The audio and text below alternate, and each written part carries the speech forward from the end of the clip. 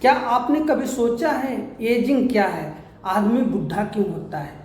क्यों लोग बूढ़े होते हैं? क्यों नहीं जवान रहते हैं? क्यों नहीं बच्चा? यह एक नेचुरल प्रोसेस है। हमारे शरीर की ग्रोथ होती है, बाल्यावस्था से किशोरावस्था, अनावस्था, फिर वृद्धावस्था आता है। ये मृत्यु एक सत्य है। जो भी पैदा हुआ है उसे मरना है। ये हम जानते भी हैं और सुनते भी हैं, हमारे धर्मों में लिखा भी गया है। लेकिन क्या इससे आप बच सकते हैं? और कौन सी ऐसी प्रक्रिया जिसके वजह से मनुष्य बूढ़ा होता है? बूढ़े होने से बचा जा सकता है कि नहीं?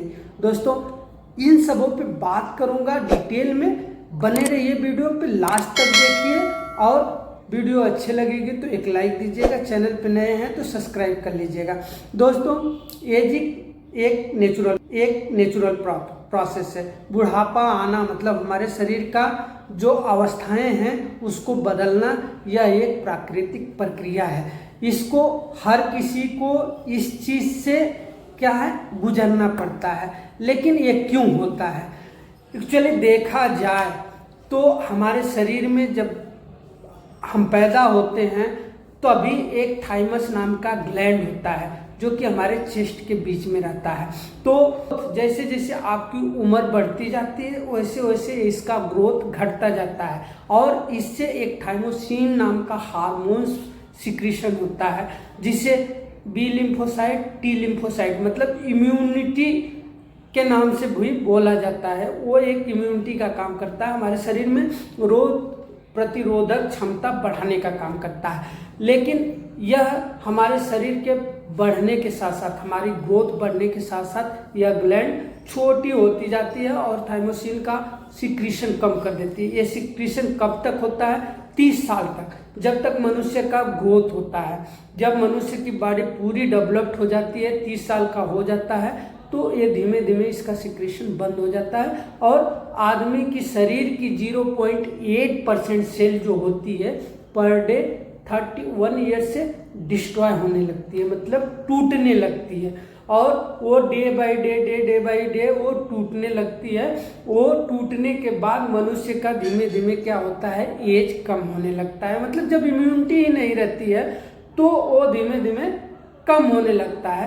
तब सिम्टम्स में जैसे देखते हैं कि आदमी के चेहरे पे झुर्रियाँ पड़ जाना, बाल का सफ़ेद हो जाना, ग्लो कम हो जाना, टिश्यू का रंग कलर चेंज हो जाना, झुर्रियाँ पड़ना, ये तमाम प्रकार की होती हैं। और करते मनुष्य धीमे धीमे कहीं जॉइंट पेन, कभी लेग पेन, तो कभी मसल्स पेन, तो तरह तरह की बीमारियां ये सब होने लगती है। सो यही एक प्रोसेस होता है। लेकिन पूरा का बोला जाता है तो बी और टी बताया पहले, लेकिन यदि आयुर्वेद की बात करा जाए तो उसमें सहज और बलज दो बोला गया।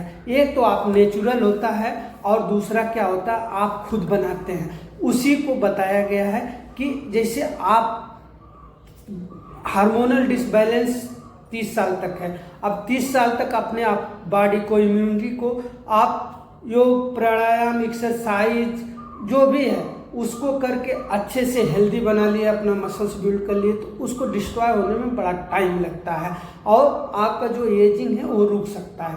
और दूसरी बात ये है कि यदि आप रेगुलर किसी एक्सरसाइज को, प्राणायाम हुआ, योग हुआ, पानी अच्छे से पिए, नींद अच्छे से लिए, आप बिना टेंशन का रहे, हेल्दी रहे और हैप्पी रहे, तो आपको कोई प्रॉब्लम ही नहीं होगा।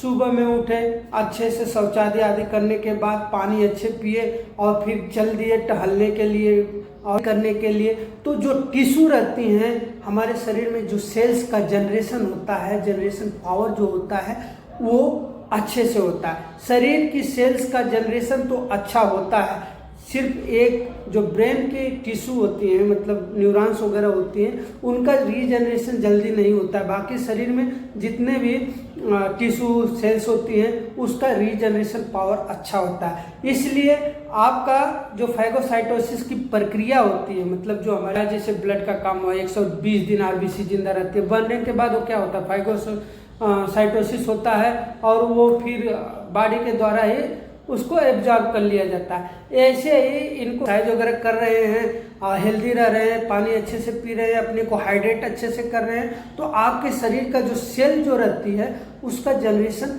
होता रहता है, पुरानी टिश्यू जाती रहती है, मरती रहती है और नई टिश्यू जो होता है बनती रहती है। तो इससे भी आप अपने हेल्थ को स्वस्थ रह सकते हैं, एजिंग को रोक सकते हैं, हेल्दी रह सकते हैं, अपने चेहरे पे लाइट रख सकते हैं, झुर्रियाँ नहीं आ सकती है। और दूसरी बात क्या है कि यदि आप किससे बचना चाहते हैं कि हम बूढ़ा जल्दी ना हो, तो आपको सबसे पहले योग, आसन, प्राणायाम, मल्टीविटामिन लेना चाहिए, अच्छे से हाइड्रेट करना चाहिए, प्रॉपर स्लीप लेना चाहिए, टेंशन नहीं रहना चाहिए और हंसते मुख रहना चाहिए, हमेशा खुश रहना चाहिए और हंसना चाहिए। इससे क्या होता है, एक हंसना भी एक तरह की एक्सरसाइज है। जैसे आप कभी देखे होंगे बंदा हंसते हंसते क्या होता है, टीयरिंग आने लगती है, हंसते हंसते उसका सांस फूल जाता है। जब कोई हंसता है ना तो ऑक्सीजन लेता है, उस समय वो छोड़ता नहीं, वो अपने लंग्स को फिल करता है, उसको कैपेसिटी जितनी रहती है लंग्स को उतना। वैसे तो टाइडल बालून देखा जाए तो 450-500 बताया गया है, लेकिन लंग्स की कैपेसिटी उतना ऑक्सीजन कैरी करने का रहता है। तो जब हंसता है तो क्या होता है, उसका लंग फुलफिल होता है, तो उसका भी एक तरह से एक्सरसाइज होता है। इसलिए हंसना भी जो बताया गया है वो अच्छा बताया गया, स्वास्थ्य के लिए हेल्थ मतलब बहुत ही लाभदायक बताया गया। और दूसरी बात, यदि आयुर्वेद में बताया गया है तो 200-400 साल जी सकते हैं, क्योंकि उसमें जो बताया गया है सबसे पहले क्या, सुबह उठना, फिर एक्सरसाइज करना, योग करना, प्राणायाम करना, फिर उसके बाद रसायन लेना, मतलब दीपन पाचन लेना, फिर रसायन लेना, फिर रसायन के बाद काम पे जाना।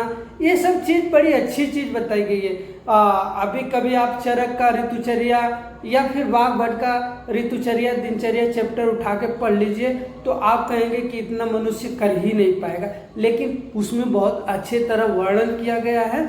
और उसमें ये भी बताया गया है कि रेगुलर काम करने के साथ साथ अपने शरीर का ध्यान बहुत अच्छे से रखना चाहिए और डेली रसायन सेवन करना चाहिए।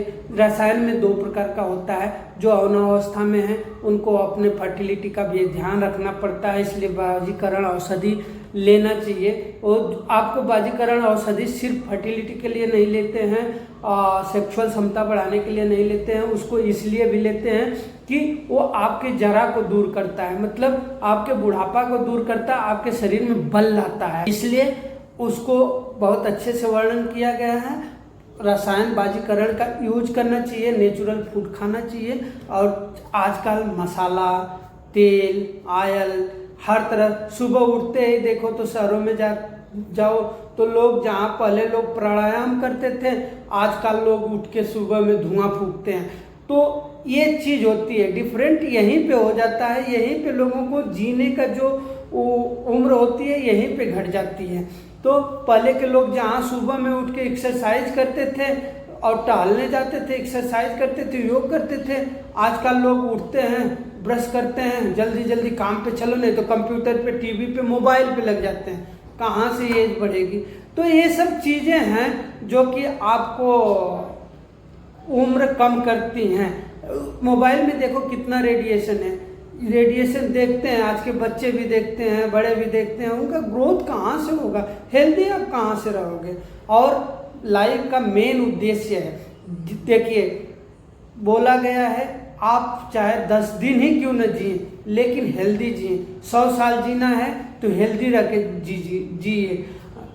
कभी भी पीड़ित होके जिएंगे तो वो आपका मरने से भी खराब स्थिति रहेगी। इसलिए अपने आप को हेल्दी रखिए, स्वस्थ रहिए और आयुर्वेद का पालन करिए। दोस्तों ऐसे वीडियो लाता रहता हूँ, यदि हमारे चैनल पर नए हैं तो सब्सक्राइब कर दीजिएगा और वीडियो कैसी लगी कमेंट करके जरूर बताइएगा। जय हिंद, जय भारत, नमस्कार।